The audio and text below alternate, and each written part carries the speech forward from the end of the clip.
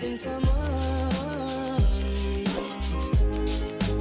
Love with all your heart.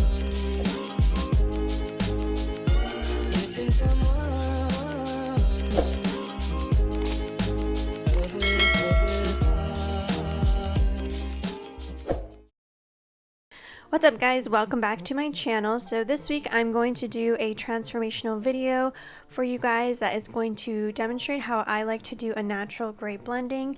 So this is a client who has completely virgin hair and she is wanting to pretty much enhance her gray, have something that will look more intentional instead of having the top be so much lighter than the bottom. You can see that she has a lot of gray, but it's a little bit inconsistent. Like there's patches where it's a little bit more silver, and then right in the front there it's kind of like a dark patch that we're gonna lighten up so that it looks a little bit more intentional.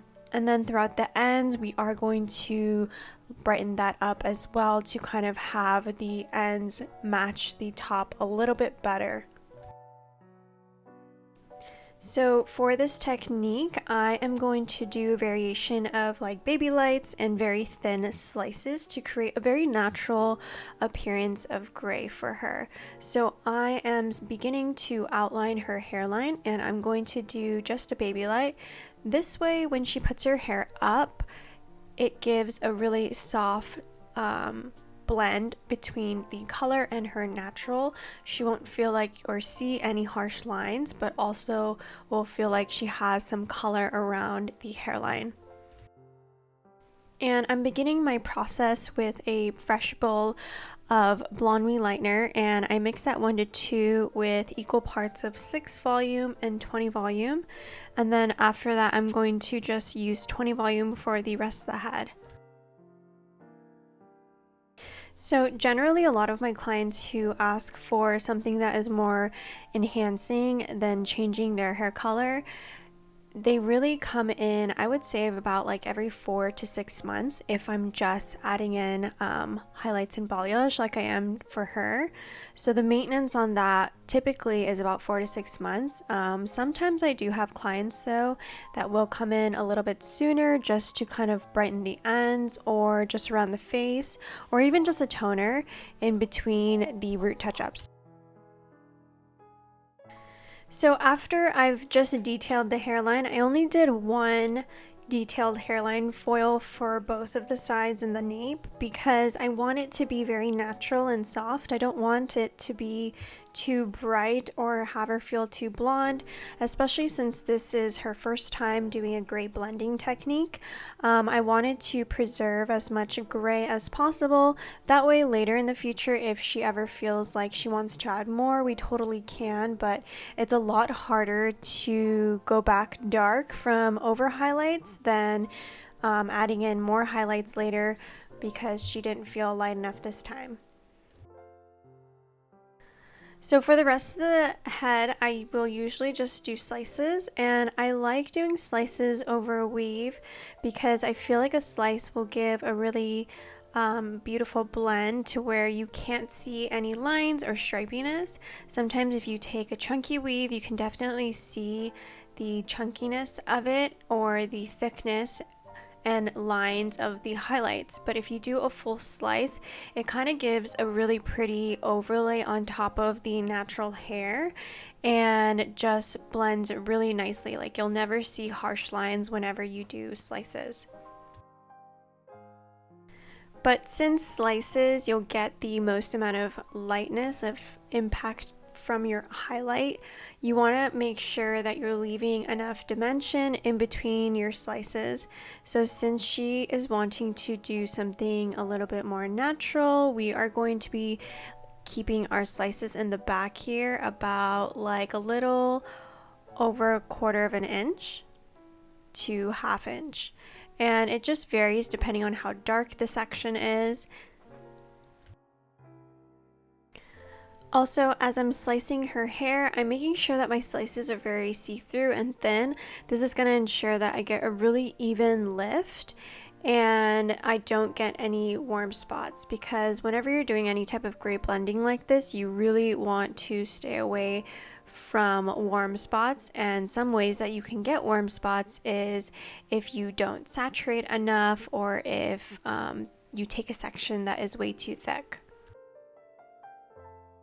And then another reason why you want to take a really thin section for your slices is to make sure that you can get the lightest lift as well.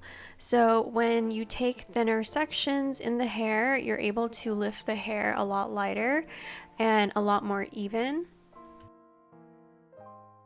So lately I've been getting a lot of requests to do gray blending, or even just gray transformations in general. And just a little bit of insight before considering doing any type of gray color for a client, I would say is to consider your color history. A lot of times I'll get inquiries to do gray colors or silver colors, and clients will have previous work done that includes like box dye or really dark permanent color, or old highlights that have been darkened. And a lot of times those cases won't be able to achieve this type of look until the hair fully grows out, and then all of that old color gets cut off. The reason being is because the hair can only take so much when doing this type of service. Like, for example, this client, she has completely virgin hair, so I was pretty confident that she was going to be able to get as light as she needed to get to the tones that she was asking for. But for a client who has previous colored hair, the lightener technically has to eat through the color that has been stained and deposited onto the hair before it starts to lift it. And sometimes during that process, it puts a lot of stress on the hair, and the hair can really only take so much before it really breaks down. So a lot of times I have to let clients know that they can't get that gray silver until all of their hair grows out. And if you're a client who wants some sort of silver or gray too, and you're a client that normally gets base color done, I would say more than half the time it's nearly impossible to achieve the gray silver until all of the base color and permanent color has also grown out. So some clients that would be a good candidate to do like grays and silvers is, for instance, this client. She has completely virgin hair. That would be the best case scenario. And then second to best case scenario, I would say, would be a client who has a base color or permanent color that is already on the lighter side. I would say like at least maybe a level 7 or 8 and up, and maybe they have old highlights on the ends or something, and their hair is in good condition. That is also possible to do something gray and silver, but the hair also has to be in good condition. And if it does have previous color done and it's kind of possible to do these grays and silvers, then it would take definitely a few sessions to get there. Opposed to if, for instance, this client, she has completely virgin hair, she'll be able to get there in just one visit with me today, and you'll see at the very end how light her hair is able to get because it's all virgin. And then after having that talk with a lot of clients, sometimes clients will ask me, like, what can I do in between if I need to grow out my color before we work towards doing a gray and silver. And majority of the time, these clients will have to bear with having like a warmer brown or medium brown, or in a best case scenario, like a light brown as their color grows out. And I always recommend clients to stay away from doing base color or any type of permanent color on their hair, because what permanent color does is it deposits all of these warm tones into the hair permanently, and as I'm trying to lift it out, it exposes a lot of warmth and it makes it really hard to get it to the level that I need it to in order to tone it to the beautiful gray and silver that they're asking for. But anyways, back to the technique. So I pretty much sliced all the way the mohawk and the money piece. And for the hairline right around the face, I did baby light and then a baby light right over the ear. And now I'm continuing slicing the pattern up the sides to meet the top mohawk section. And I will continue the same exact pattern on the opposite side.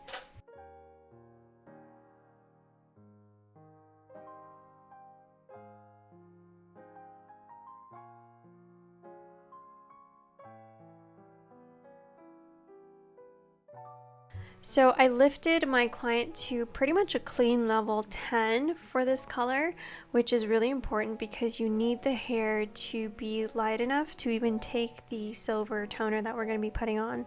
And also, quick side note is when we're doing the consultation, I always let my clients know that the way that I particularly do silvers is I will formulate a formula that is a little bit more on the violet side for a silver, because silver colors tend to fade. Like, they can fade in maybe a wash or two, and just making it a little bit more pigmented on the violet side definitely helps keep the silver in a little bit longer. And typically a silver could either be blue based or violet based, but I prefer doing a more violet based silver because it will fade a lot nicer than a blue silver, especially if the hair is more on the yellow side. So sometimes, like, let's say you get a silver that is more on the blue side, a lot of times it's very common for that silver that is more blue based to fade more green. And it's because it's blue based and the hair is yellow, which kind of makes that greenish color as it fades out. So I always let my clients know that those are pretty much the two options to have either a violet or blue based gray / silver tone.